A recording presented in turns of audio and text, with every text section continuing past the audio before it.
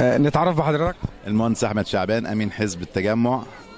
كل سنه وانتم طيبين، وبنشكر حزب الحركه الوطنيه على دعوته الكريمه، وانه جمع النخبه الجميله ديت، خيره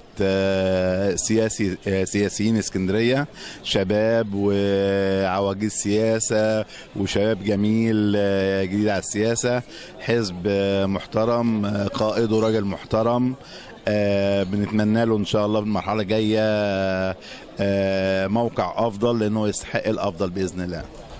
تتمنى ايه ان الحزب يطبق في سياسته في الشارع؟ يطبق هو بالمشاركه مع الاحزاب ذات التاثير في الشارع، انها تضغط لتحقيق اكبر قدر من العداله الاجتماعيه، لان الناس النهارده في ظل ارتفاع الاسعار وعدم السيطره والاستغلال وكل الظواهر الفساد المجتمعي، مطلوب مزيد من العداله الاجتماعيه، لان الناس حقيقي تعبت المرحله ديت، وهم تحملوا عشان عارفين ان في قائد محترم هم بيثقوا فيه، فهم بيتحملوا علشانه. بس ما نراهنش على التحمل ده فتره طويله، لان الانسان ليه طاقه ومتطلبات الحياه كتيره، وكل اسره لها، كل رجل او مسؤول عنده اسره ولها متطلبات، فما نضغطش على الناس. وان كان في وزراء فاشلين لازم يستبعدوا، ما احنا مصر مش حقل تجارب. لازم في لحظه تقرا ان الوزير ده غير قدير على اداره منظومه وزارته، لازم يتغير بسرعه. محافظ مش كويس يمشي، وزير مش كويس يمشي، رئيس وزراء مش كويس نقول له متشكرين مع السلامه. لازم المرحله دي عايزه افكار خارج الصندوق، على اساس ان احنا مرحله حرجه بجد، والناس تعبت بجد. تمام. توقعات سيادتك ايه بالنسبه لانتخابات المحليات؟ انتخابات المحليات الظاهر منها القايمه اللي هي تلتين والتلت فردي. انا اعتقد ان ده انسب نظام تقدر من خلاله تمثل الفئات اللي هي مطلوبه طبقا للدستور، اللي هي الاخوه المسيحيين والمعاقين والمراه والشباب والعمال والفلاحين. فيبقى لازم قايمه مطلقه تحقق دوت. ان شاء الله نكمل المنظومه دي ازاي؟ ان الاحزاب ما تستأثرش ولا تتصارع على الكراسي، قد ما هي تعمل تجانس بين كتله الاحزاب كلها، وكل واحد وكل الاحزاب تمثل كل بقيمه تأثيره في الشارع. ما يستبعدش اي حزب حتى لو كان عضويته تكاد تكون منعدمه، يمثل حتى لو بواحد، يبقى اللي صوته موجود في المحليات. ده الحاله اللي لازم تقوم الناس وتضمها على بعض. نستغل ده ان احنا نلم الناس كلها لبناء مصر. طب بالنسبه للسؤال من شقين، المال السياسي ليه دور في الانتخابات ديت، وبالنسبه للشباب هيمثلوا؟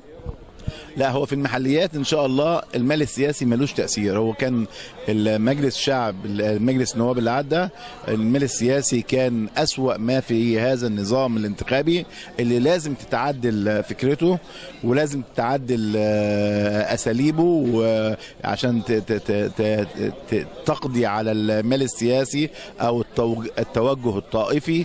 لازم يكون في عشان كده بنقول القوايم ده نظام ديمقراطي يتناسب مع مصر، لان دوت بيخلي ما فيش صراع اشخاص، في صراع افكار، في تنافس على افكار وبرامج حزبيه. ده الارتقاء بالعمل السياسي لاي مجتمع، فاحنا لازم نروح للاتجاه دوت. وانا عشان بقول ده كان من مساوئ انتخابات مجلس النواب، فانا النهارده بنقول ان المجالس المحليه موضوع القايمه التلتين والتلت الفردي ده اهو بيحقق التوازن، وفي نفس الوقت التلتين دولت مش شويه، التلتين دولت يحققوا كل حاجه، ودوت مش محتاج بقى مال سياسي في الحاله دي، لان في عندنا 60,000 مكان في المحليات يسيعوا الجميع. فان شاء الله هنقضي على ظاهره المال السياسي باذن الله. بالنسبه لاحتفالات بكره 30 يونيو، تقول لي كلمه للسيد الرئيس؟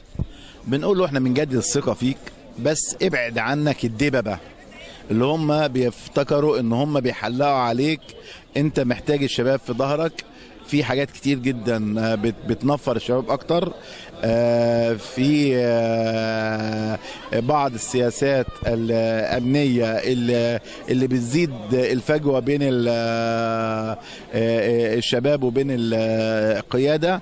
لا، ابعد الدببه دوت عنك. الناس بتحبك بجد، بتثق فيك بجد. فمثلا زي اللي حصل مع وزير التربيه والتعليم دوت، احنا مش ناقصين شريحه تانية تغضب على الدوله. الشباب الصغير دوت اللي برضك حتى في احتجاجه بيواجه، لا احنا عايزين الامور تهدى. اللي نحس ان هو مش مساعد معاك على طول يتغير. مصر فيها كتير وفيها مبدعين كتير، ومن حقك تغير في اي وقت. شكرا لحضرتك، ولسان حضرتك طيب.